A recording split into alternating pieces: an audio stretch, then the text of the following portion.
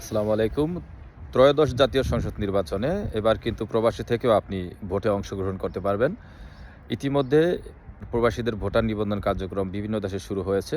ইতালিতে এই কার্যক্রমটি চলমান থাকবে ২৯শে নভেম্বর থেকে ৩ ডিসেম্বর পর্যন্ত। এই ৫ দিন আপনারা ইতালি সহ ইউরোপের ৪৩টি দেশ থেকে আপনারা নিবন্ধন করতে পারবেন।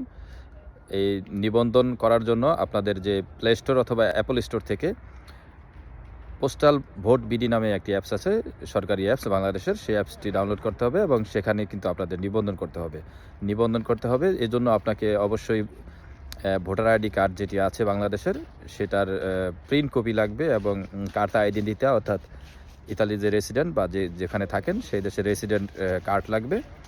এবং আপনি নিবন্ধন করার পরে আপনি যে ঠিকানা দেবেন ইতালিতে বা যেই দেশে থাকেন, আপনার ঠিকানায় কিন্তু পোস্টাল ভোট প্রেরণ করা হবে এবং আপনি সেখানে ভোট দেওয়ার পরে আপনি আপনার নিকটস্থ পোস্ট অফিসের মাধ্যমে আপনি আবার সেই ভোটটি খামটি আবার বাংলাদেশে প্রেরণ করতে পারবেন। এই কার্যক্রমটি শুরু হবে ২৯শে নভেম্বর থেকে ৩ ডিসেম্বর, অর্থাৎ এটি হবে ইতালিতে। আপনারা যারা নিবন্ধন করতে চান এই সময়ের মধ্যে নিবন্ধন করে ফেলতে হবে এবং পরবর্তী ধাপে আপনি কিন্তু তাহলে যেতে পারবেন।